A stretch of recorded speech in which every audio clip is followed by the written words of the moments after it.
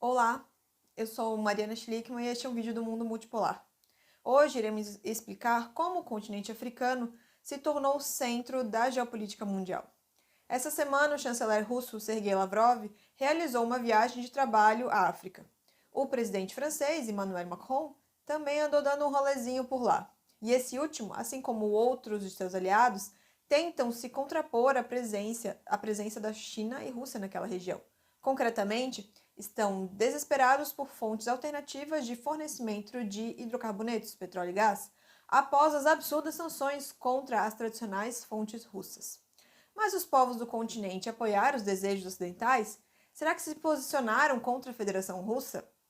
Nesse vídeo, tomaremos como guia o sensacional artigo de José Francisco Lumango e partimos explicando o sentido de cosmo africano, que, segundo o autor, é o conjunto de entidades que detém formal e materialmente as relações de poder em África. E parece que para pensar sua política externa, esse cosmo tem se inspirado no ditado que diz: nunca se deve esquecer as lições aprendidas nos momentos de dor.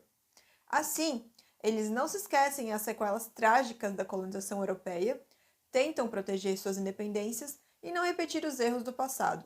E esse provérbio, por tabela, ajuda a explicar por que os países africanos não sancionam a Rússia no conflito da Ucrânia e por que 51 de 54 dessas nações da África nem sequer deram as caras na conferência organizada por Zelensky em junho desse ano. Uma das lições que não se deve esquecer com a dor é a memória histórica da colonização e é a luta pela libertação nacional. A Rússia, herdeira da ex-União Soviética, apoiou ideológica, política, econômica e militarmente as lutas de libertação nacional de vários países africanos, que após a concretização das independências seguiram o modelo comunista como base de sua construção política, social e econômica. Recentemente, a Federação Russa, por meio do Grupo Wagner, foi fundamental para garantir a segurança e combate à insurgência islâmica no Mali, tornando possível a liderança daquele país questionar a intervenção francesa na África Ocidental. Só como um exemplozinho. A segunda lição, que não deve ser esquecida com a dor, é a memória recente das guerras do início do século XXI. O cosmo africano tem acompanhado desde 2001 o comportamento do Ocidente, resumindo OTAN, Estados Unidos e União Europeia, nas guerras do Iraque, Afeganistão, Líbia, Síria, adoçadas pelas primaveras árabes, tentativa de golpe de Estado na Turquia, Cazaquistão, Paquistão, Tunísia, Egito, sem esquecer o massacre de Ruanda e a guerra da Somália e do Iêmen. As guerras e golpes de Estado na Guiné, Conakry, Mali, Burkina Faso, Sudão, República Centro-Africana, Guerra Civil em Angola e outros conflitos, que a lista é enorme, né? São fatos que permanecem na memória coletiva do cosmo africano.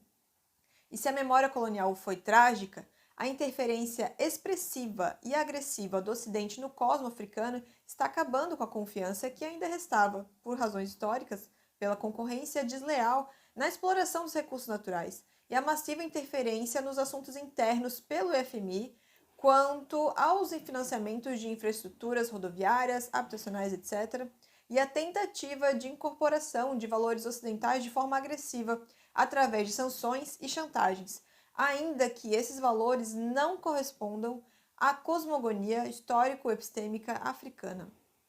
A terceira lição é quem tem estendido a mão a curto, médio e longo prazo para a África. Que são quem? Todo mundo sabe, né? China e Rússia.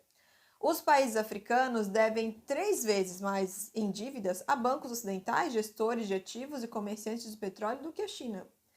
Só um exemplozinho. E as instituições financeiras ocidentais cobram o dobro de juros do que os bancos chineses, de acordo com um estudo feito pela instituição de caridade britânica Debt Justice. Então, esse negócio de que a África é refém da China é balela.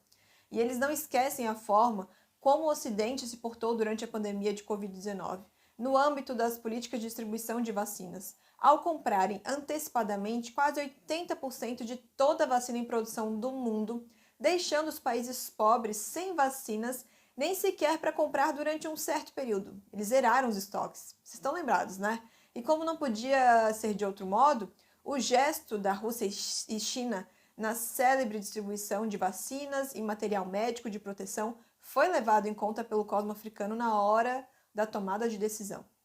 Como é sabido, a presença econômica da China e militar da Rússia em África é visto como uma garantia alternativa às ofertas do Ocidente. Isso desde 2002, quando o Ocidente ficou distraído ali com as suas guerras eternas no Iraque, Afeganistão e as primaveras árabes da Síria e da Líbia. A China entrou na África assim, em silêncio e financiando massivamente os projetos de infraestruturas rodoviários, entre outros, sem interferência nos assuntos internos, através da estratégia win-win, ou seja, todos ganham. Já a Rússia se tornou a principal alternativa militar, representando 49% do total de exportações de armas para a África em 2020, de acordo com o banco de dados do Instituto Internacional de Pesquisa para a Paz de Estocolmo. E para evitar conflitos internos e proteger-se das interferências externas, foi que essas armas foram adquiridas. O cosmo africano percebe serenamente que uma derrota da Rússia na Ucrânia levará o mundo a uma unipolarização ocidental mais agressiva, egocêntrica e militarizada, e os países mais fracos não terão nenhuma alternativa de sobrevivência e de resistência existencial. Essa neutralidade ambígua estratégica serve para prevenir um risco geoestratégico e existencial, como países soberanos independentes a médio e longo prazo. Se não querem ser esmagados, né? E segundo outro provérbio africano, quando dois elefantes brigam, quem sofre é o capim. Assim, o cosmo africano percebe que é o capim nessa guerra de titãs. E a Ucrânia é apenas um parênteses ali, uma singularidade geoestratégica, geopolítica, geoeconômica, geofinanceira nessa luta de poder hegemônico entre a Eurásia e o Ocidente. O mundo multipolar e o mundo unipolar. Por isso, pode ter sido a razão de se absterem da guerra de sanções contra a Rússia, pelas lições que aprenderam com essas experiências trágicas, antigas e recentes, que têm com as suas relações com o Ocidente. O cosmo africano faz de tudo para não ser o capim do conflito em causa. Logo, parece que esse cosmo africano usa a filosofia proverbial de seus ancestrais para evitar entrar numa guerra alheia, ainda que já esteja sentindo os efeitos colaterais pelo aumento dos preços do trigo, fertilizantes, petróleo e gás. O diálogo com a Federação Russa possibilitou superar alguns impasses, tanto pela liberação de grãos ucranianos, como com o compromisso de Vladimir Putin de assegurar para todos o fornecimento de trigo e fertilizantes para o bem-estar dos povos da África. Então, a decisão deles é sábia. Esse foi mais um vídeo do Mundo Multipolar. Nós pedimos que vocês curtam, comentem, compartilhem, se engajem nele e nas nossas redes sociais. São gestos simples, que não caem a mão de ninguém também, mas que ajudam a furar a bolha dos algoritmos e a levar essa mensagem a mais pessoas. É isso. Tchau!